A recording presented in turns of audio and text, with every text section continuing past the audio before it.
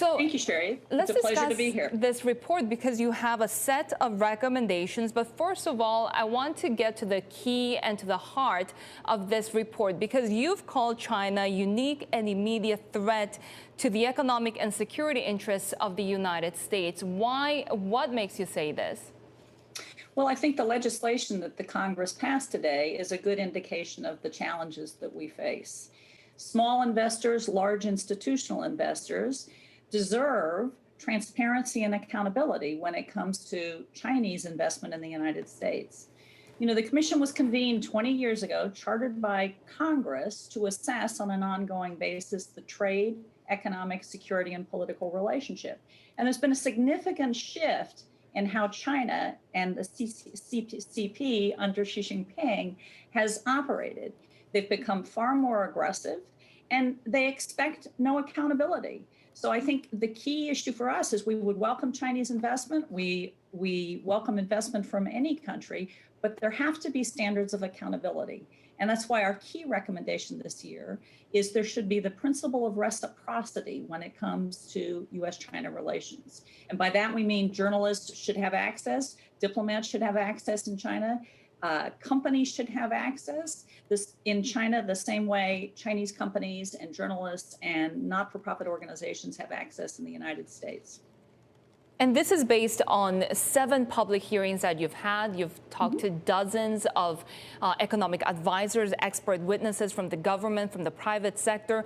And what made you focus so heavily on technology? Because this report really had the main role here seemed to be about tech and the establishment also of technical standards that's being pushed by Beijing. Why is that important?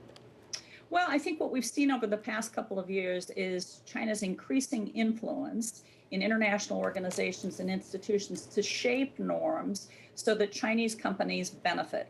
And that sets an unfair standard. So I think what we are interested in seeing is an even-handed, fair, open, transparent process in international organizations and in institutions.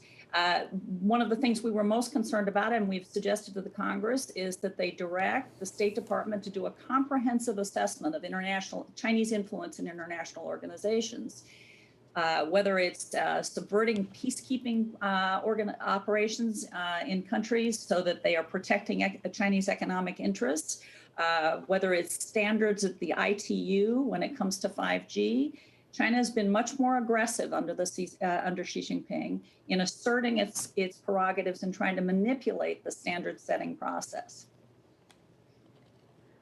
Robin, the problem is that normalization of Chinese norms, the globalization of Chinese governance norms is already underway, right? Because we know that China has lent something like more than $100 billion to developing nations. That's on par or perhaps even more now than what the World Bank lends to these developing nations. So to that extent, you can't really turn back time. What's the best way in a multilateral sense to be able to deal with Beijing? Because clearly, the rise of China or the risk and the threat of China is a reality that we all have to deal with over the next 10, 20, however many years.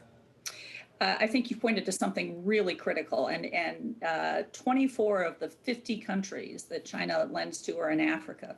And China has refused to abide by or comply with the World Bank's suggestions on or recommendations on how to lend on transparent and accountable terms. So China uses its lending to coerce political and economic, to pursue and coerce its political and economic interests. You're right, we can't turn back the clock, but we can coordinate and collaborate more closely with friends and allies around the world in an effort to make sure that standards, whether they're at the United Nations or at telecom institutions, are fair, transparent, and countries are held fully accountable. I think that's going to take some collaboration over the next couple of years, but I think there is emerging consensus that this is a serious threat. Whether you look at Chinese interference in the elections in Australia or their export of technology to suppress dissent in Uganda, there is an emerging consensus that China presents a serious threat to norms of individual freedom and free market principles. So President Trump's way of dealing with China has been pretty unorthodox.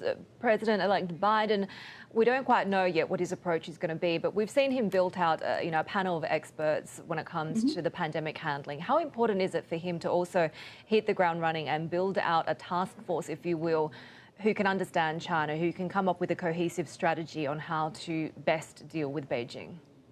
I think the relationship with China is the most important issue that the new administration will face. I think that whether it's forming a task force as he did with COVID or relying on experts at the Department of Defense and State Department, I think China is going to be the central issue in the coming months and years for the next administration. And I think that it's possible to work on a bipartisan basis, just as we have on the Commission.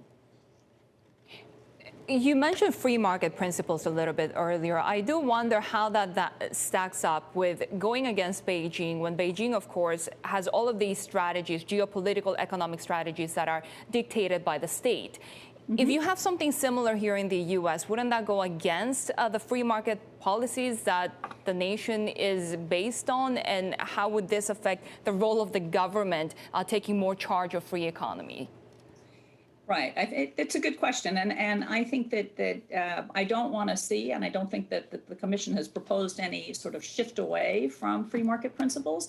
But keep in mind, China at this point is in a very precarious situation. They are aggressive abroad, in part because they have a very difficult situation at home. They have they've gone from $6 to $36 trillion in debt in their financial institutions in the course of the last decade. They have an increase in non-performing loans. There is real concern about loan loss reserves in Chinese banking institutions. And so fundamentally, they need capital. They need to raise capital on American markets and in the European markets. And so that's the leverage and the tool that we have to ensure accountability. If they're going to invest in the United States, if they're going to raise money on stock exchanges, or if institutional investors are going to track global indices that include China in their positioning, those are all places where China's pursuit of capital should be held accountable and should be transparent. So I think the leverage we have is the pursuit, the real need for capital. Robin, we have also seen just this week the charging and jailing of activists in Hong Kong, Joshua Wong, Agnes Chow. What happens if this becomes a normalized view by Beijing to impose this sort of governance and make this a normal state of affairs?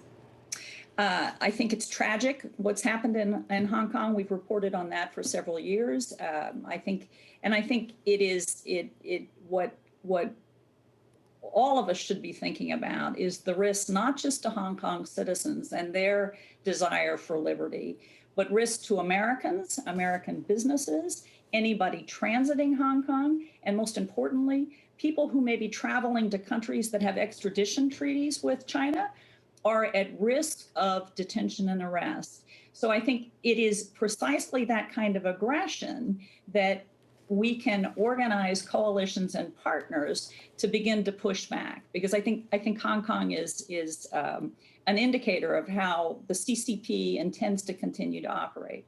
I might point out one of our other recommendations in the report is to elevate the standing of our representative in Taiwan.